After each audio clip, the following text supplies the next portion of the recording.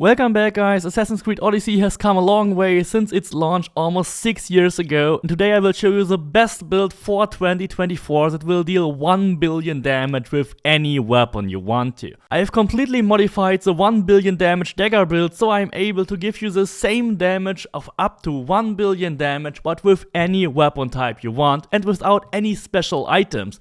I've entirely removed the Darksteel mask, which was incredibly difficult to obtain, but I'm still able to get 100% crit chance up to 600 to 700% critical damage and a guaranteed 1 billion damage with any weapon type, which means you can simply play with any weapon you want. You can play with daggers, you can play with swords, which is my personal favorite of course, but you can also simply play with spears and staffs and use all those crazy abilities or even heavy blades and heavy blades if you like them. I've also dramatically increased the damage for all those different weapon types to be over 270,000 damage in your inventory. This is the ultimate no compromise craziest build I've ever made that really breaks all the rules and everything we have found so far in this game. The crazy 1 billion damage glitch is of course based on the Knife of Dalvon glitch, which I've already shown you in the last video. It simply multiplies your base assassin damage by a factor of 1000, and if your critical damage exceeds 725%, you will get over 1 billion damage to every enemy nearby, because assassin damage is normally capped to the enemy's health, but if you kill enemies with assassin damage to nearby, they will get the full load of 1 billion damage. But aside from that crazy damage, what makes this build even more fun to play, aside from assassin damage to nearby, is that also Hero Strike will be affected by assassin damage to nearby enemies, which will simply deal all the damage from Hero Strike to every enemy around you. That is basically like using Ring of Chaos, which lasts for over 5 seconds, because for the entire time of Hero Strike, whenever an enemy enters your circle, he will simply die from it. And of course I've also pushed the warrior damage to the absolute limit. You will deal up to 1.6 million damage with a light attack, 2.3 million damage with a heavy attack, 8 million damage with a charged attack, and up to 4 million damage with Ring of Chaos. Furious the Bloodline will deal up to 15 million damage, and an overpower attack will top out at around 32 million. All these damage values have been achieved with swords, but with other weapons you will also get similar values. Your Predator Shot will deal around 13 million damage, Devastating Shot will deal around 9 million damage, and the Ghost Arrows around 6.5 million.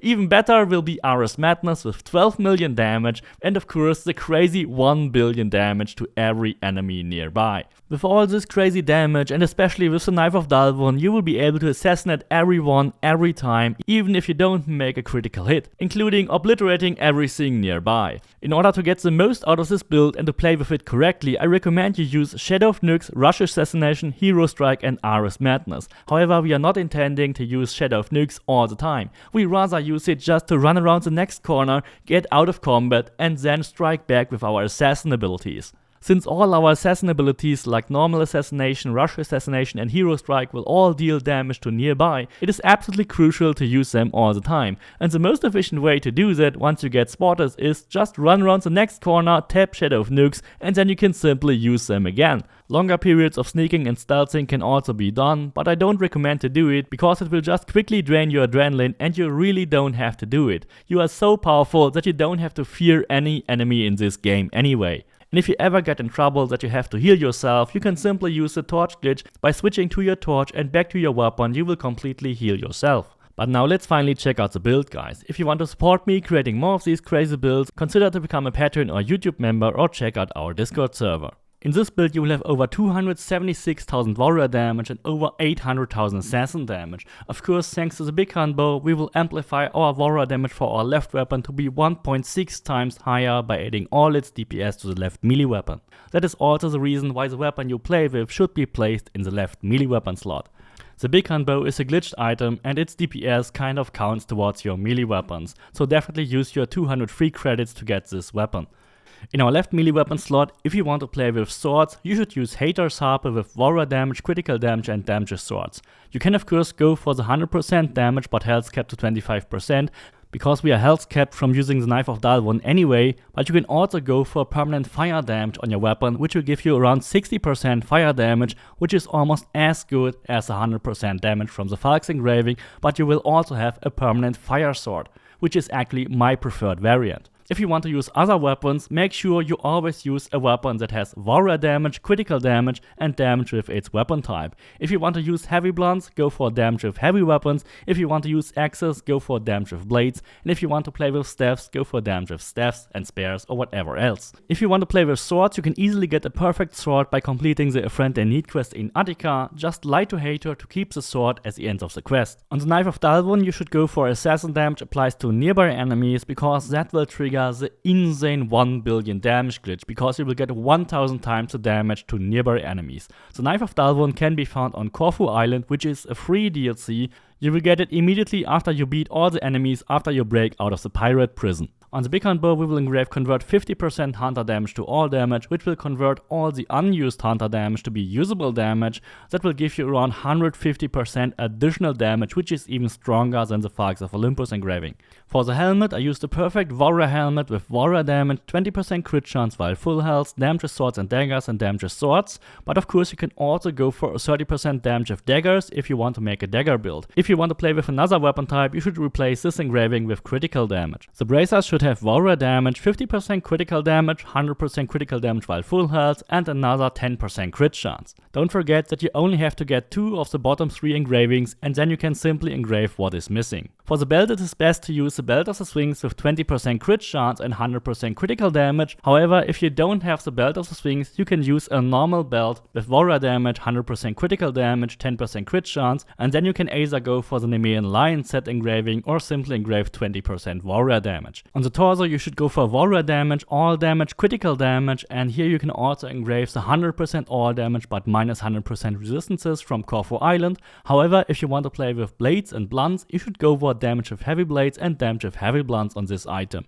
The 100% damage engraving can be found on Corfu Island. Just go to the Collidi farm, collect the tablet, and then go to the northeastern part of the map to get this engraving. Last but not least, on the boots, we go for warrior damage, 100% critical damage, 20% crit chance, and then you can either go for 20% warrior damage. If you want to play with spears or staffs, of course you go for 30% damage with spears and staffs, but there's also another option. If you are more of a hunter player, you can engrave the 100% additional headshot damage but increased adrenaline consumption. All this will give you 684% warrior damage. We have 110% damage with swords. Of course, if you want to play with other weapons, you should go for 110% with whatever weapon you prefer.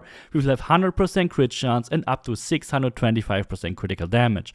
But there's also a way to get over 725% without any special items. For that, we will engrave 50% critical damage on the Knife of Dalvun and assassin damage to nearby on our melee weapon. And then we use a helmet that has 50% critical damage instead of the 20% additional weapon damage. So we have assassin damage to nearby on our melee weapon, critical damage on the Knife of Dalvun, and critical damage on the helmet. That will give us 100% crit chance and 725% critical damage.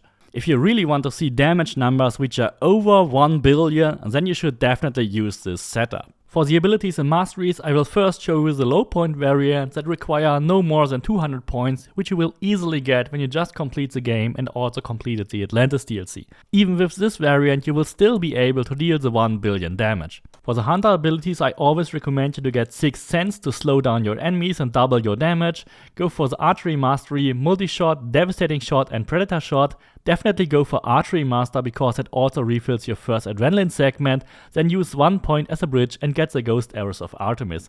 In the Warrior tree, you should go for Charged Heavy Attack, Weapons Master to increase your Warrior damage and crit chance, Gear Master to increase your armor, the Flaming Attacks and Fire Mastery will give you additional fire damage, Overpower Attacks will be your strongest attack, and of course Ares Madness to become completely invincible and obliterate everything. If you have the Legacy add-on, you can also go for Fury of the Bloodline, otherwise go for Ring of Chaos and Second Wind. However, Second Wind is not necessarily needed, since you can also simply use the Torch glitch to heal yourself. In the Assassin tree, you should absolutely get Shadow Assassin for the increased assassin damage and critical damage. Rush Assassination and Hero Strike will both also deal damage to nearby enemies. Stealth Master also increases all your damage by 10% if you attack overnight. And Shadow of Nyx allows you to just run around the next corner, get out of combat, and use your assassination attacks again. Which is an extremely deadly combo if you also use damage to nearby enemies. Optionally, you can go for 1 point on Death Veil, even though it is not needed at all.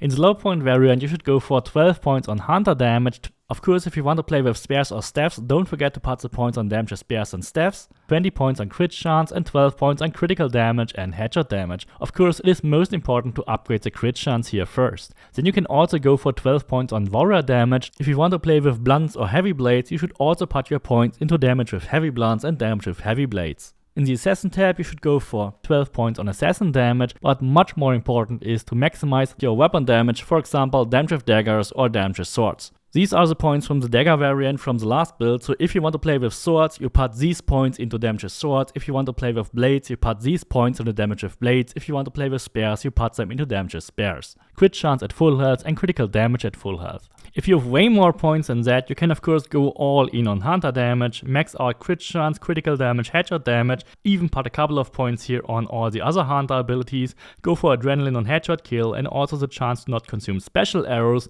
and even a tiny buff on all hunter abilities. Max out warrior damage, go for more fire damage and armor penetration and also a buff for all warrior abilities. In the assassin tab you can max out the damage whenever time is slowed down, max out assassin damage, and again don't forget to put the points for the weapon damage into the category you want to play with. So if you want to play with swords, put them into damage with swords instead. Also upgrade crit chance and critical damage, go for a couple of points on adrenaline and also for damage on leads and bosses.